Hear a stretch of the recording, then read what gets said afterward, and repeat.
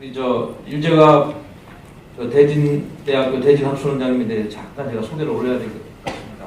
육군사관학교 나오시고 사실 정치학계에서 많은 활동하시면서 우파 진영의 그런 정치 논리를 많이 개발하고 확산시켜 오셨어요. 그래서 한미우협회 활동도 많이 하시고 평생 경기대학원의 국제관계학과 경기대학교에서 강의도 하시고 한국국제정치학회장도 역임하셨고 여러 가지로 우파 진영 학자들의 그런 정치적인 지주가 되시는 분인데 오늘 이렇게 토론해 주신 거에 대해서 감사하다고 박수 다시 한번 부탁드립니다.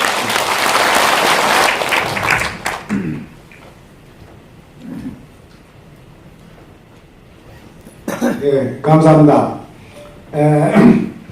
저는 오늘 토론에서 발표자와 특별히 논쟁을 전개하고자 하는 것이 아니라 발표자가 한 내용에 대해서 좀 재강조를 하거나 보충하거나 하는 식으로 말씀을 올리겠습니다. 우선 북한이 6.25 전쟁에서 다 잡은 물고기를 놓치는 바람에 그것이 미군이 개입해서 그랬고 미군의 개입을 막을 수 없었던 것이 절대 무기가 없어서 그랬다. 그래서 50년대 중반부터 절대 무기인 핵무기를 개발하기 시작했다. 이렇게 우리가 이제 그동안 이제 다 알게 된 사실이에요. 두 번째는 그럼 현재 어떻게 되어 있느냐? 원자 폭탄도 만들었고 수사 폭탄도 만들게 되었다.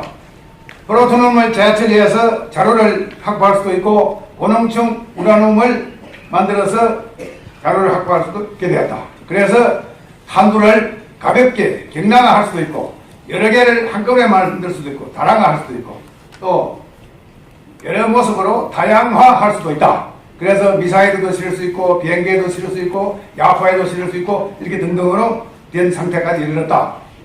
자, 그러면 왜 북한의 핵을 보유하려고 했던가? 우리 두 대표께서 조원진 대표님하고 허경환 대표님이 말씀하신 건데 체제보장을 위해서거나 대미 협상을 위해서다. 체제보장이라는 말은 무슨 뜻이냐면 북한의 주민과 대한민국의 국민을 인질로 만들어가지고 공포정치를 해서 꼼짝 못하게 해서 정권을 악독한 정권을 유지하겠다. 그런 뜻입니다. 그거밖에는 유지할 방법이 없는 거죠.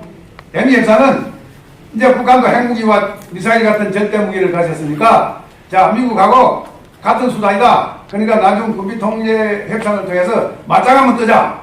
이런 거라고 볼 수가 있어요. 그런데 그동안에 김정은이하고 문재인이 하는 꼴을 좀 보니까 새로운 사실이 또 발견이 됐어요. 이미 또 두 어른이 또 말씀하신 건데 제2 한국 전쟁을 재발하기 위한 최고의 수준을 준비하기 위해서다. 이런 말씀이에요.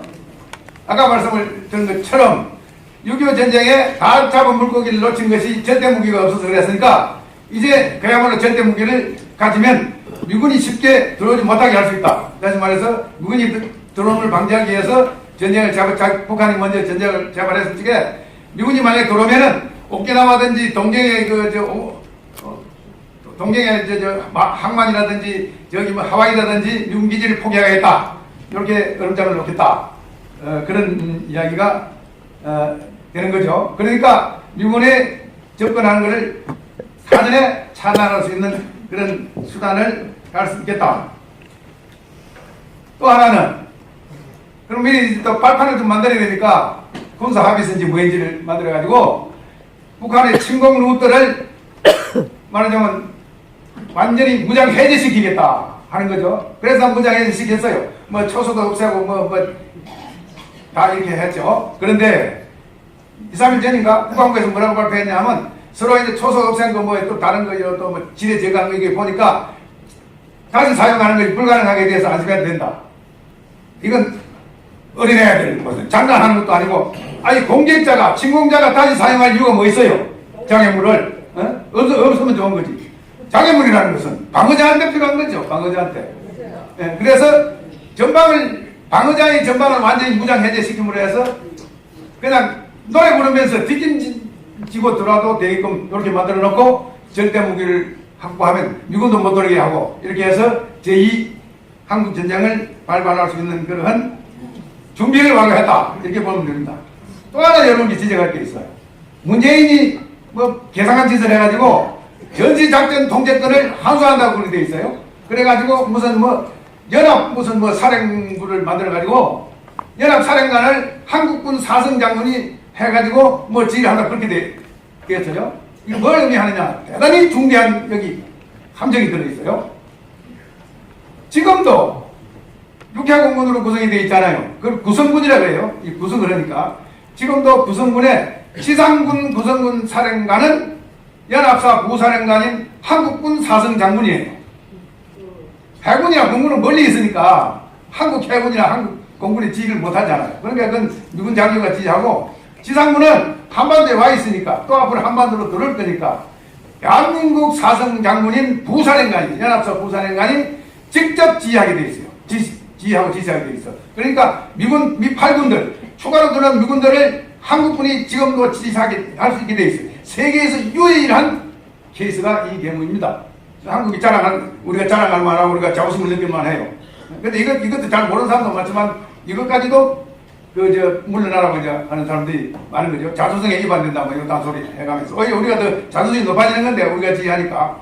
그런데 최고사령관을 누가 하느냐에 따라서 전쟁 책임이 부여되는 거예요. 만약에 미군 사성장군이 연합사 사령관이 됐을 적에는 우리 군대가 기본적인 임무 중에서 억제와 방위라고 해요. 그 외에 뭐 다른 임무도 있습니다만 핵심적으로 억제와 방위. 이거는 뭐 공식이에요.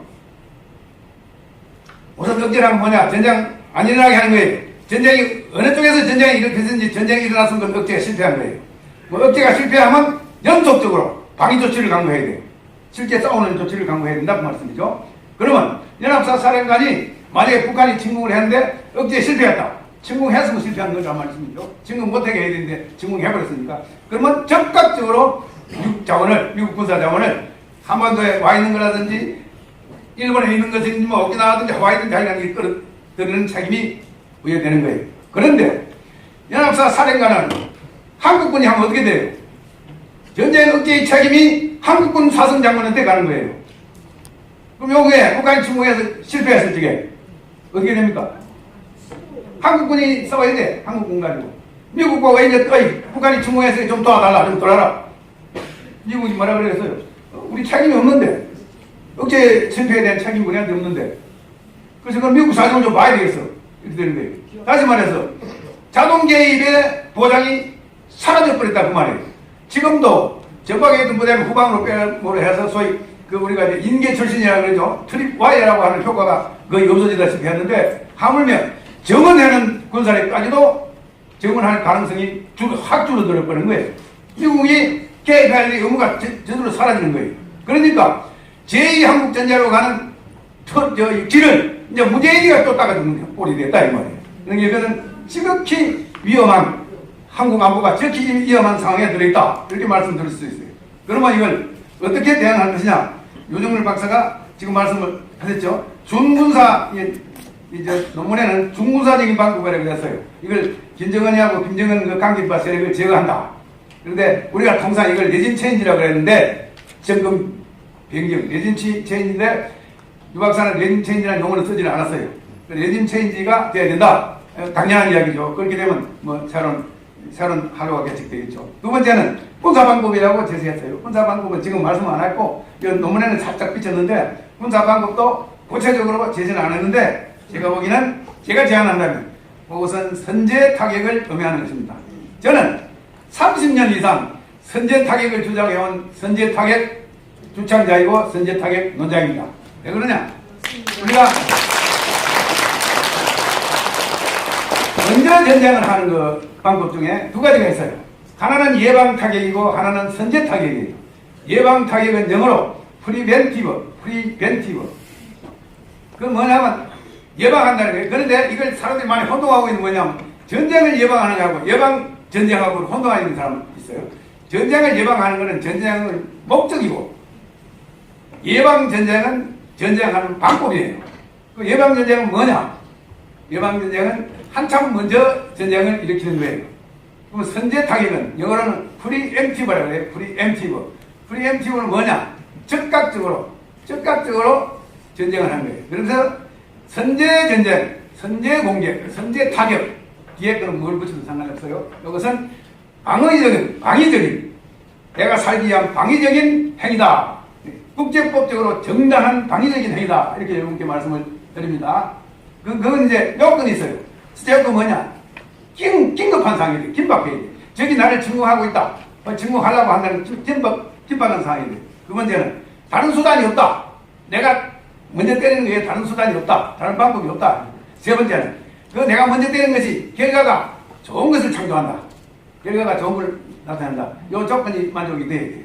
그래서 대체로 지금 북한에 대해서 북한의 핵시설 우리가 때리는 거 선제 타격의 정당성이 있어요. 왜? 북한이 뭐라고 말했어요? 서울을 불바다로 만들었다. 뭐 어쩌고 소리 많이 했잖아요. 그 자체로서 선제 타격할 명분이 되고도 남습니다. 그렇죠? 또 하나 요새 또 선제 타격 명분이 또 하나 생겼어요.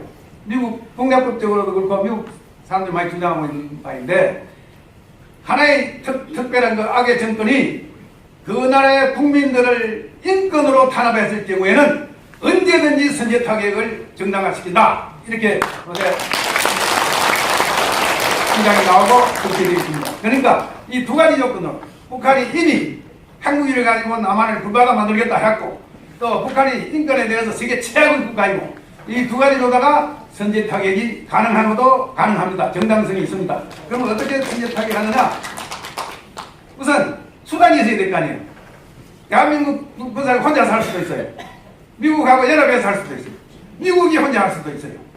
그래서 우리는 찌필고 미국하고 손을 잡고 선제 타격을 할 수 있도록 해나가야 됩니다. 근데 선제 타격은 두 가지 효과가 있습니다. 하나는 선언적인 효과예요. 뭐냐면 내가 너희를 선제 타격하겠다 하고 공간을 치는 거예요. 만약 북한 너희가 핵무기를 만들어서 실험실이 있고 시설이 있고 또는 뭐 기지가 있고 그러면 그걸 다 때려 부숴버리겠다. 때려 부수실 적에 방사능이 생겨서 북한이 피해를 보면 그건 전적으로 너희 책임이다. 그렇게 말하면 돼요. 지금 북한이 대개 핵무기 만들고 미사일 만드는 기지가 한 12개 있어요. 미국 사람들이 파악하고 있는 게 12개 있는데 요새 뭐 한 2개인가 동쪽에 있는 거 하나하고 서쪽에 있는 거 뭐 연변 하나하고 폭파시켰죠. 이미 쓸데없이 된 거예요. 이제 폭파된 거예요. 2개 폭파시켜도 11개 남잖아요. 그러니까 쇼하고 있는 거죠. 그래서 이 북한이 아직도 많이 가지고 있으니까 우리가 그 점을 고려해서 선제 타격 문제를 해결을 해야 됩니다. 따라서 우리가 선제 타격을 공간을 치면 북한이 야 진짜 얻어맞을 가능성이 있다. 진짜처럼 공간을 쳐야 되니까 그래서 억제를 달성할 수 있다. 그런 말씀입니다. 두 번째는 실제로 그러면 북한이 침공하거나 침공하지 않거나 간에 북한이 자꾸 핵무기 해가지고 공간을 치면 실제 때리면 되는데 중국이 개입해서 할까? 중국 염려할 게 없어요. 중국이 그렇게 무모하지도 않지만은 우리가 중국한테 미국이나 한국이 통보하면 돼. 우리가 북한이 이래서 타격하겠다. 중국 너한테는 피해 안 준다. 통보하면 돼. 할애할 것도 없어요. 그렇게 하고 나서 선제 타격을 실제로 하면 됩니다. 따라서 선제 타격밖에 방법이 없습니다. 유일한 방법이에요. 일단 우리의 정책이라는 과정이 있고 단계가 있으니까 선제 타격을 실시하기 전에 선제 타격 한다고 북한한테 공간을 계속 치고 신호를 보내야 된다. 그 말씀입니다. 감사합니다.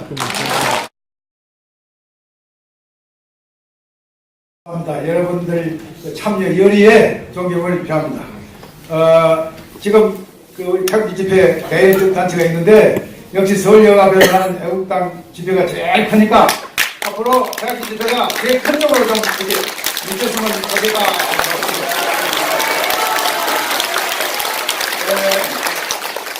통일 문제, 궁극적인 해결은 통일인데 윤용열 교수께서도 지적했죠. 어떻게 통일하느냐? 뭐 여러 가지 많죠. 평화적으로 하는 거 우리 헌법에도 자유민주주의 질서를 기반으로 해서 평화적으로 하자고 그랬으니까 평화적으로 하는 방법 뭐 등등 있지만은 협상을 통해서 통일하는 방법이 역사상 없어요. 협상을 통해서는. 협상을 통해서 통일이 되려면 협상 당사자가 힘이 무지무지하게 강해야 돼요. 그럴 때만 돼요. 상대방을 소위 섭속시킬 수 있는 그만큼 힘이 강해야 돼요. 그러니까 그 외에는 안 돼요. 지금 현재 이로서 예멘을 보라고 예멘. 세 번이가 왔다 갔다 해야 돼. 도저히 지금 내전을 하고 있잖아요. 유일한 방법은 독일이 통일한 방법이란 말이에요. 독일이 통일한 방법이 뭐냐? 우리말로 흔히 말할 때 흡수 통일이란 말이에요. 흡수 통일. 그러니까 평화적 방법이 실질적으로 흡수 통일이라. 흡수 통일이 되려면 두 가지예요.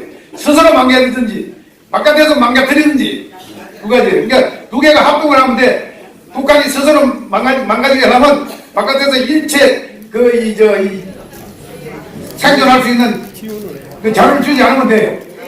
근데요, 중국 때문에 문제라. 중국 요거들이, 중국이라는 나라는요, 뭐 여러 가지 많이 얘기할 수 있지만 딱 두 가지만 지적하면, 하나는 뭐냐면, 저희 중국의 사상 중에, 중국 전문가 옆에 계십니다만은, 체와 용이라는 게 체용. 체는 본질적인 거고, 용은 방법적인 거거든, 작동적인 거거든. 체는 뭐예요? 맨날 근사하게 말하는 게, 우리는 평화를 사랑한다, 공존을 존중한다, 뭐 주권을 존중한다, 뭐 인권을 존중해, 요따들이 실컷 해놓고, 협상도 평화협상을 존중한다 해놓고, 용은 뭐예요? 배배 꼬인 짓만 해나가는 거예요. 그러니까 중국을 위한 짓만 해나간다. 그러니까 믿을 수 없다. 그 말이에요. 또 뭐예요? 중국 사람들은 국가와 관계하고 당과 당 관계하고 인민과 인민과의 관계를 구분해요. 국가가 어떻게 뭐냐면, 우리는 북한 인민하고 중국 인민하고 관계라서 우리는 손 안 된다. 또는 북한의 노동당하고 중국 공산당하고 관계라서 우리 국가는 손 못 된다. 이런 식으로 빠져나가요. 중국하고 뭐 이제 거래를 해가지고 이럴 수 있는 길은 없어요. 그러니까 협상을 통해서는 안 된다는 말이에요. 그러니까 북한이 망하게 하려면 바깥에서 쪼여가지고 못 살게 만드는 게 더 나아요. 그 방법 중에 하나가 북한이 도저히 핵무기를 포기하지 않으면 이제는 레이간이 소련을 항해서 한 것처럼 그쪽을 힘을 약화시키는 군비 경쟁을 해나가는 방법도 하나의 방법이다. 그리고 그다음 또 하나는 이제 스스로 붕괴되지 않으면 그다음에 바깥에서 붕괴하도록 만들어야 되는데 그게 아까 제가 말씀드린 참수작전이거나 선제 타격이다. 이렇게 다시 한번 강조합니다.